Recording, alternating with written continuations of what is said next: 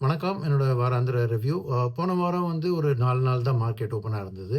ஆனா, மார்க்கெட்ல வந்து அ இண்டெக்ஸ்ல அதிகமா ஒண்ணும் பெரிய மூவ்மெண்ட் காமிக்கல. ப்ராடா லார்ஜ் கேப், மிட் கேப்லாம். பட் நியூஸ் ரொம்ப பாசிட்டிவா இருந்தது. ஜியோபாலிட்டிக்ஸ்ல பார்த்தீங்கன்னா, இந்த சீஸ்ஃபயர் டாக்ஸ் நல்லா நடந்திருந்தது. ஆயிலோட விலையும் அது தகுந்தாப்புல 72, 73க்கு லெவல்ல இருந்தது. அது இந்தியாவுக்கு ரொம்ப நல்ல செய்தி. பட் இந்த நல்ல செய்தி இருந்தும் மார்க்கெட் ரொம்ப ஏன் ஏறல?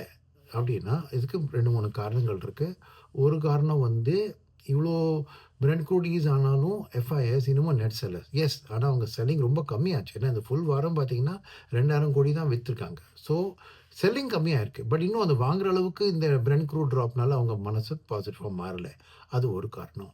2வது டிஐஎஸ் கன்டினியூஸா சப்போர்ட் பண்ணிட்டு இருக்காங்க. அத பத்தி ஒண்ணும் பிரச்சனை இல்ல. பட் இந்த நான் இன்ஸ்டிடியூஷனல் டொமஸ்டிக் இன்வெஸ்டர்ஸ் அதுக்கு பேரு நிடின்னு வச்சிருக்கேன். NITI right. இவங்க தான் வந்து இந்த வாரம் பார்த்தீங்கன்னா, அட்வான்ஸ் டிக்ளைன் ரேஷியோ எடுத்து மொத்த வாரத்துக்கும் பார்த்தீங்கன்னா, டிக்ளைன்ஸ் தான் அதிகம். அட்வான்ஸ். ஸோ இவங்கலாம் என்ன பண்ணியிருக்காங்க இந்த வாரம்னா, இந்த பிரெண்ட் க்ரூடோட சமாச்சாரம் கேட்டு, ஒரு நல்ல இதுனால வந்து வந்து ப்ராஃபிட் புக் பண்ணியிருக்காங்க. அவங்க ஃப்ரெஷ்ஷா இன்வெஸ்ட்மென்ட் பண்ணாம, இருக்கிற போயிட்ட பணத்த வெளில எடுக்குறாங்க.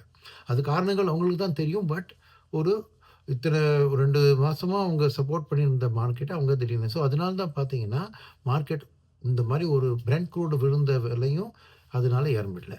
3வது காரணம் அப்படின்னு பார்த்தீங்கன்னா, ஐடி செக்டர். ஐடி செக்டர் இந்த வாரம் கொஞ்சம் மோசமா பெர்ஃபார்ம் பண்ணுது. ஏன்னா, அதுக்கு இன்டர்நேஷனல் என்ன ஆச்சுன்னா, வாரம் பிகினிங்லயே ஒரு மாரி ஏஐ ரிலேட்டட் கொஞ்சம் சந்தேகங்கள் வந்ததுனால, நாஸ்டாக்ல கொஞ்சம் கரெக்ஷன் ஆயி, அது இந்த ஏசியன் ஏஐ மார்க்கெட் இல்லையா? ஜப்பான், கொரியா, தைவான் அங்க ஒரு பயங்கரமா ஒரு செல் ஆஃப் ஆயிரும். செப்பரேட்டா ஒரு வீடியோல அத கவர் பண்ணியிருக்கேன். நீங்க பார்த்துருப்பீங்க. ஸோ, அதனால ஐடி ஒரு பிரஷர்ல இருந்தாலும், அதுவும் ஓவராலா அந்த இண்டெக்ஸ்லோட அதோட எஃபெக்ட்டுக்கும் இருந்தது.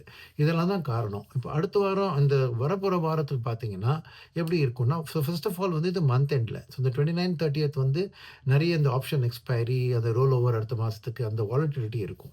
இந்த வாலட்டிலிட்டி இருக்கிறதுனால கொஞ்சம் மார்க்கெட் கொஞ்சம் நர்வஸ் தான் 2, 3 நாள் இருக்கும். அதுக்கப்புறம் பார்த்தீங்கன்னா, இந்த monsoon. One of the reasons ஏன் இந்த மார்க்கெட் போன வாரம் கூட ஏறல அப்படின்னா, மான்சூனோட தகவலும் வந்து இதுவரைக்கும் சரியில்ல. அந்த ஓவராலா லாங் டெர்ம்ல 90% of the long term average தான் அது சொல்றாங்க.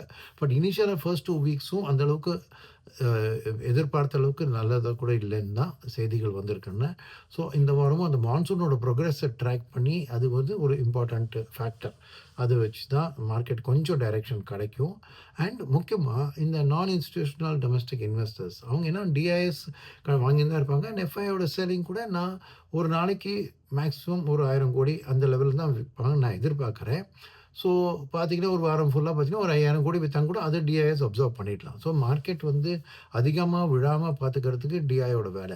பட் மார்க்கெட்க்கு ஒரு broader market especially small cap, micro கேப்லாம் ஒரு டைரக்ஷன் வரணும்னா, இந்த நான் இன்ஸ்டிடியூஷனல் பிளேயர்ஸ் வந்து அந்த ப்ராஃபிட் புக்கிங் போன வாரம் பண்ணத மாற்றி இப்போ ஃப்ரெஷ்ஷா இன்வெஸ்ட்மென்ட் பத்தி ஆக்ஷன்ஸ் தெரிஞ்சா, அதுக்கு ஒரு பாசிட்டிவ் பயாஸ் வரலாம். மார்க்கெட்க்கு வந்து இந்த வாரம் ஒரு consolidating market with a positive bias அப்படின்னு தான் நான் எதிர்பார்க்கிறேன். ஆ அடுத்த ஒரு அப்டேட்ல சந்திப்போம். நன்றி, வணக்கம்.